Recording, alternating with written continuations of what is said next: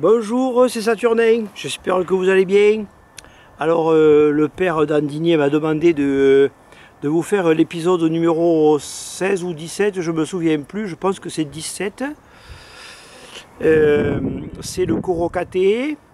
Et alors il m'a dit tu raconteras quelque chose sur la première communion. Et puis tu lui demanderas, excusez-moi, je suis sur le bord de la piscine.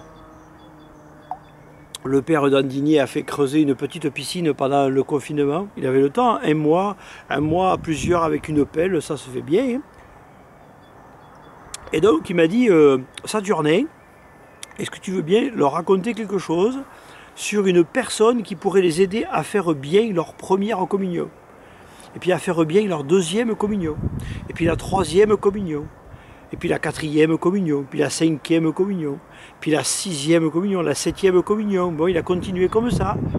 Et puis au numéro 49, il s'est arrêté, il m'a dit, bon, il faut que j'aille célébrer la messe. Bon.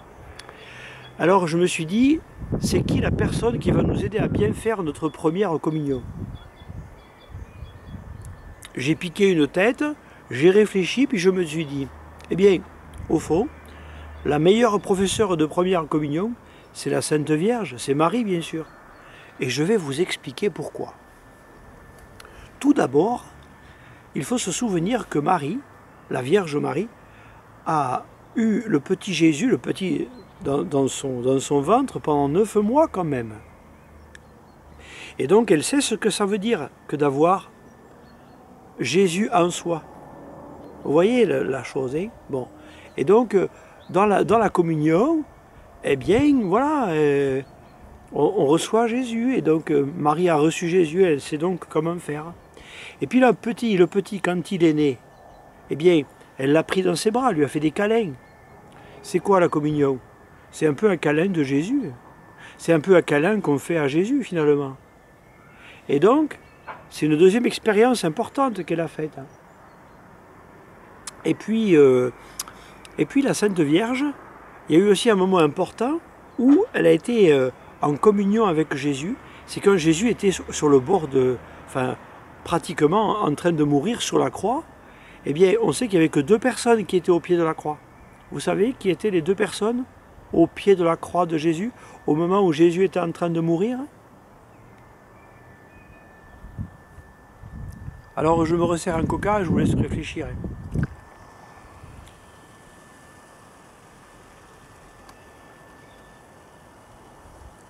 Alors, quelles étaient les 2 personnes qui étaient au pied de la croix au moment où Jésus allait mourir? Eh bien, il y avait Marie, bien sûr, vous avez deviné, Marie et Saint Jean. Et à ce moment-là, Jésus a dit à Marie, « Mère, voici ton fils. » Et il a dit à Saint Jean, « Fils, voici ta mère. » Peu cher. Enfin, peu cher, c'est moi qui le rajoute. Quoi. Donc voilà, « Fils, voici ta mère. Mère, voici ton fils. » Et donc à partir de ce moment-là, eh bien, la Sainte Vierge, vous en souviendrez pour après, eh bien, elle a été confinée avec Saint Jean. Et donc du coup, Saint Jean s'est occupé d'elle, parce que comme évidemment, le fils et le père, ils n'étaient plus là. Alors donc forcément, eh bien, il fallait bien que quelqu'un s'occupe d'elle. Donc c'est Saint Jean qui l'a fait. Bon. Et donc, au pied de la croix, ça veut dire que nous aussi, en fait, à la messe, on est au pied de la croix. C'est pour cela que la table sur laquelle les prêtres se mettent pour célébrer la messe, ça s'appelle un autel. Parce que l'autel, c'est le lieu du sacrifice. C'est là où on sacrifiait les agneaux, par exemple, dans l'Ancien Testament. Vous savez ce qu'il y a d'eux. Hein? Il y a 2 testaments, l'Ancien et le Nouveau. Et dans l'Ancien Testament, il y avait des autels sur lesquels on égorgeait les animaux pour demander la clémence de Dieu. Et là, depuis Jésus, ce n'est plus la peine d'avoir des animaux égorgés, tout ça, ça n'existe plus maintenant grâce à Jésus, parce que Jésus est l'agneau de Dieu qui enlève le péché du monde. Et donc, finalement, eh bien, la table s'appelle l'autel. Donc ça veut dire que, comme Marie, on est au pied de la croix de Jésus à chaque fois qu'on va à la messe. La messe, c'est le renouvellement non sanglant du sacrifice de Jésus sur la croix. C'est ça la messe finalement. Donc Marie aussi, elle a l'expérience d'être au pied de la croix. Et donc si on est triste, si ça ne va pas, s'il y a un problème, ou je ne sais pas quoi, et qu'on a nous-mêmes une croix, eh bien on va au pied de la croix de Jésus à la messe. Et puis c'est pas tout. La Sainte Vierge, elle a aussi rencontré son fils quand il était ressuscité, c'est sûr. Et donc elle sait ce que c'est que de rencontrer le Fils, Jésus ressuscité, comme nous on le fait à la messe. Si vous pouvez communier avec l'hostie au corps du Christ, c'est parce que c'est le corps ressuscité du Christ. Et donc, eh bien voilà, elle sait ce que c'est que de rencontrer le ressuscité.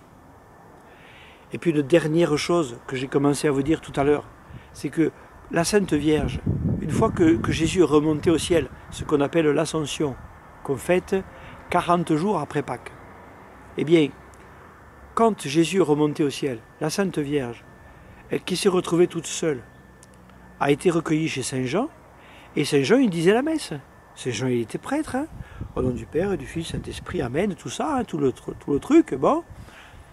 Et quand Saint Jean il disait la messe, eh bien, la Sainte Vierge, elle, eh bien, elle écoutait, elle regardait les premières messes, tout ça. Donc, maintenant, elle sait parfaitement bien comment il faut se tenir à la messe, comment c'est important la messe, tout ça, quoi. Et donc, c'est un très bon professeur. Alors, je récapitule. Premièrement, elle a eu dans son ventre, donc elle sait ce que c'est que de l'avoir en soi. Deuxièmement, elle lui a fait des câlins quand il était petit, et donc, elle sait ce que c'est que de faire un câlin à Jésus le jour de sa communion. Troisièmement, elle sait ce que c'est que de souffrir avec Jésus, quand Jésus s'offre en sacrifice pour nous, pour nos péchés, voilà, pour pouvoir nous conduire au paradis.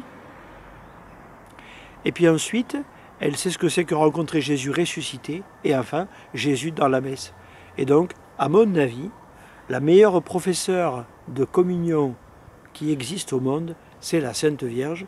Et d'ailleurs, je bois à sa santé et à la vôtre, mes amis.